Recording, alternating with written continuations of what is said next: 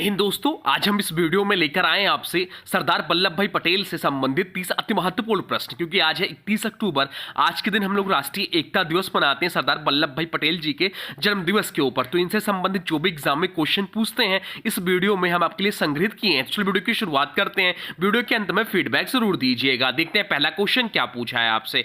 पहला क्वेश्चन जो पूछा है वह पूछा है सरदार वल्लभ भाई पटेल को किस उपनाम से जाना जाता है। आपसे पूछा है कि सरदार वल्लभ भाई पटेल को किस उपनाम से जाना जाता है। बताइए राइट आंसर क्या हो जाएगा। राइट आंसर हो जाएगा ऑप्शन ए, भारत के लौह पुरुष। इन्हें आयरन मैन ऑफ इंडिया कहा जाता है क्योंकि इन्होंने देसी रियासतों का एकीकरण किया।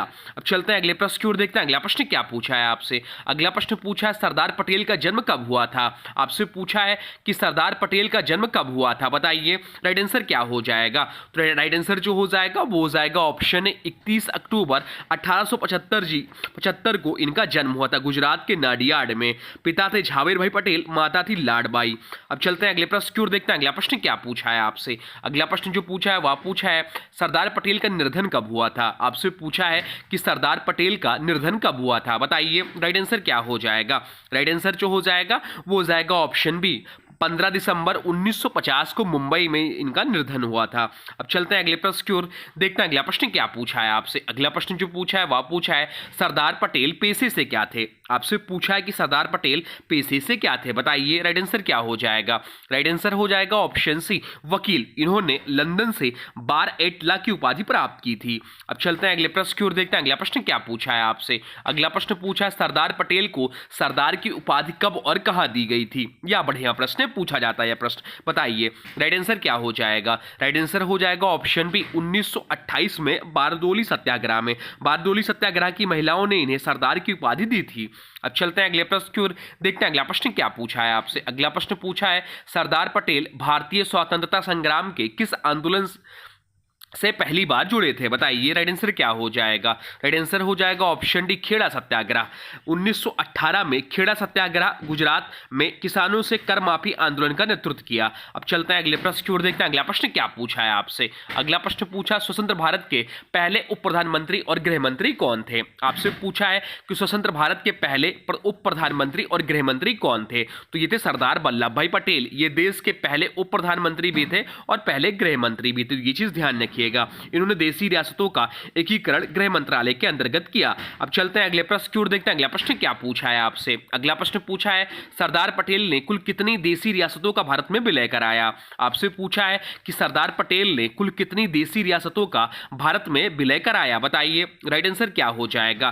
तो राइट आंसर जो हो जाएगा वो हो जाएगा ऑप्शन बी, 562 रियासतों का विलय कर उन्होंने भारत का राजनीतिक एकीकरण किया।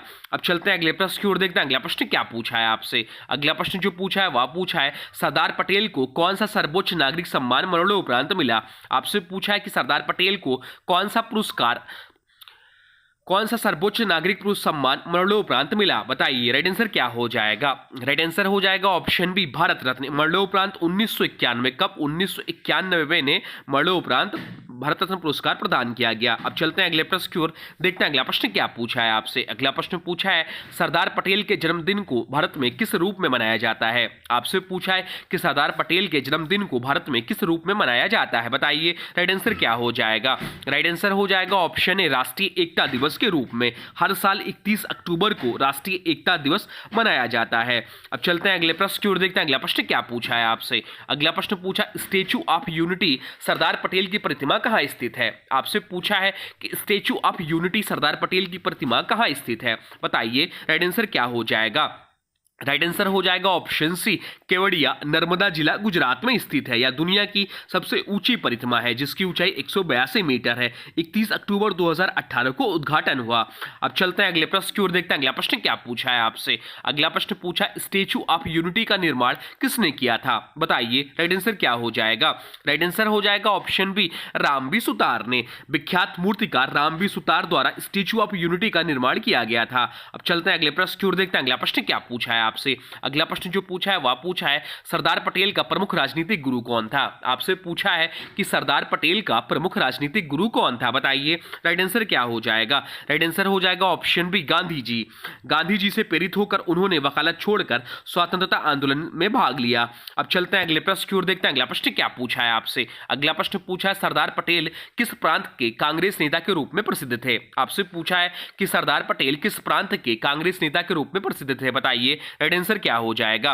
राइट आंसर हो जाएगा ऑप्शन सी गुजरात। गुजरात के किसान आंदोलनों से उनकी पहचान बनी। अब चलते हैं अगले प्रश्न की ओर, देखते हैं अगला प्रश्न क्या पूछा है आपसे। अगला प्रश्न पूछा सरदार पटेल किस सम्मेलन में कांग्रेस के अध्यक्ष बने थे। आपसे पूछा कि सरदार पटेल किस सम्मेलन में कांग्रेस के अध्यक्ष बने थे, बताइए राइट आंसर क्या हो जाएगा।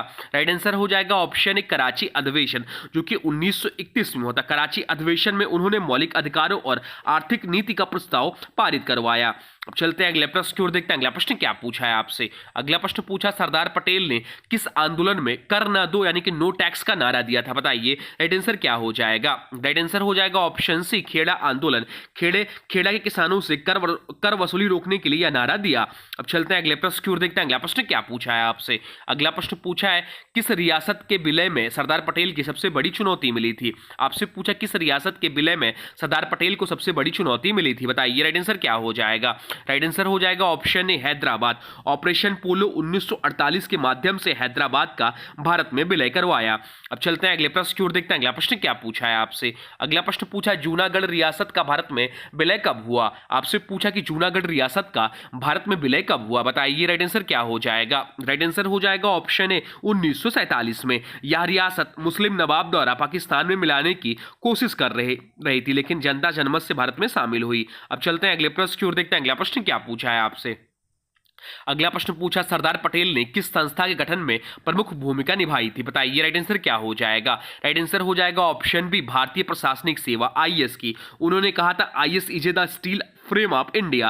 अब चलते हैं अगले प्रश्न की ओर, देखते हैं अगला प्रश्न क्या पूछा है आपसे। अगला प्रश्न पूछा है सरदार पटेल की जयंती पर 2018 में कौन सी प्रतिमा का अनावरण किया गया था, बताइए राइट आंसर क्या हो जाएगा। राइट आंसर हो जाएगा option C Statue of Unity का। स्टेचू ऑफ यूनिटी का अनावरण 31 अक्टूबर 2018 को प्रधानमंत्री श्री नरेंद्र मोदी द्वारा किया गया था। यह प्रतिमा सरदार वल्लभ भाई पटेल की स्मृति में बनाई गई और भारत की एकता का प्रतीक है। प्रतिमा की ऊंचाई 182 मीटर है, जो विश्व की सबसे ऊंची प्रतिमा है। यह गुजरात राज्य के केवड़िया में नर्मदा नदी के तट पर स्थित है। इसका निर्माण प्रसिद्ध मूर्तिकार रामबी सुतार ने किया था। ये सब ऊपर भी पढ़े हैं। अब चलते हैं अगले प्रश्न की ओर, देखते हैं अगला प्रश्न क्या पूछा है आपसे। अगला प्रश्न पूछा सरदार वल्लभ भाई पटेल किस राजनीतिक दल से संबंधित थे। आपसे पूछा है कि सरदार वल्लभ भाई पटेल किस राजनीतिक दल से संबंधित थे, बताइए राइट आंसर क्या हो जाएगा। राइट आंसर हो जाएगा ऑप्शन सी भारतीय राष्ट्रीय कांग्रेस से। वे कांग्रेस के प्रमुख नेता थे और गांधी जी के करीबी सहयोगी थे। अब चलते हैं अगले प्रश्न की ओर, देखते हैं अगला प्रश्न क्या पूछा है आपसे। अगला प्रश्न पूछा है सरदार पटेल के राजनीतिक सचिव कौन थे जिन्होंने रियासतों के एकीकरण में सहयोग दिया, बताइए राइट आंसर क्या हो जाएगा। यह इंपॉर्टेंट प्रश्न है। राइट आंसर जो हो जाएगा वो जाएगा option A BP Menon. BP Menon Sardar Vallabhbhai Patel के राजनीतिक सचिव थे। उन्होंने भारत के 562 रियासतों के एकीकरण की योजना बनाने में अहम भूमिका निभाई। मेनन भारत सरकार के गृह मंत्रालय में सचिव के पद पर कार्यरत थे। अब चलते हैं अगले प्रश्न की ओर, देखते हैं अगला प्रश्न क्या पूछा है आपसे। अगला प्रश्न पूछा है सरदार पटेल को भारत का बिस्मार्क क्यों कहा जाता है। आपसे पूछा है कि सरदार पटेल को भारत का बिस्मार्क क्यों कहा जाता है, बताइए राइट आंसर क्या हो जाएगा। राइट आंसर हो जाएगा ऑप्शन सी रियासतों के एकीकरण के लिए। अब चलते हैं अगले प्रश्न की ओर, देखते हैं अगला प्रश्न क्या पूछा है आपसे। अगला प्रश्न पूछा है सरदार पटेल ने अपने सार्वजनिक जीवन की शुरुआत किस क्षेत्र से की थी, बताइए राइट आंसर क्या हो जाएगा। राइट आंसर हो जाएगा वो जाएगा ऑप्शन बी किसान आंदोलन से। उन्होंने खेड़ा जिले के किसानों की कर माफी की लड़ाई में राजनीतिक में कदम रखा। अब चलते हैं अगले प्रश्न की ओर, देखते हैं अगला प्रश्न क्या पूछा है आपसे। अगला प्रश्न पूछा है सरदार पटेल का संबंध भारत के किस राज्य से था। आपसे पूछा कि सरदार पटेल का संबंध भारत के किस राज्य से था, बताइए राइट आंसर क्या हो जाएगा। राइट आंसर हो जाएगा ऑप्शन बी गुजरात राज्य से। वह नाडियाड गुजरात के निवासी थे। अब चलते हैं अगले प्रश्न की ओर, देखते हैं अगला प्रश्न क्या पूछा है आपसे। अगला प्रश्न पूछा है सरदार पटेल का पहला राजनीतिक आंदोलन कौन सा था, बताइए। अभी ऊपर पढ़े भी हैं, बताइए राइट आंसर क्या क्या हो जाएगा? राइट आंसर हो जाएगा ऑप्शन सी, खेड़ा सत्याग्रह। 1918 में उन्होंने गांधी जी के साथ खेड़ा किसानों से कर माफी आंदोलन का नेतृत्व किया। अब चलते हैं अगले प्रश्न की ओर, देखते हैं अगला प्रश्न क्या पूछा है आपसे। अगला प्रश्न पूछा है, निम्न में से कौन सा सरदार वल्लभ भाई पटेल का उपनाम है? बताइए राइट आंसर क्या हो जाएगा? आयरन मैन ऑफ इंडिया, या भी इनका उपनाम है भारत की सिविल सेवाओं के संरक्षक संत, या भी इन्हीं का नाम है उपनाम है भारत का बिस्मार्क, या भी इनका उपनाम है। तो राइट आंसर हो जाएगा ऑप्शन डी, उपयुक्त सभी।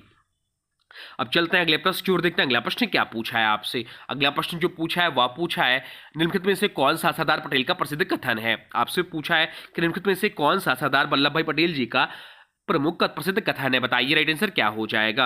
राइट आंसर जो हो जाएगा वो हो जाएगा ऑप्शन बी, एकता में शक्ति है, या इनका प्रमुख कथन है। चलते हैं अगले प्रश्न की ओर, देखते हैं अगला प्रश्न क्या पूछा है आपसे। अगला प्रश्न पूछा है, राष्ट्रीय एकता के शिल्पी किसे कहा जाता है? आपसे पूछा कि राष्ट्रीय एकता के शिल्पी किसे कहा जाता है? बताइए राइट आंसर क्या हो जाएगा?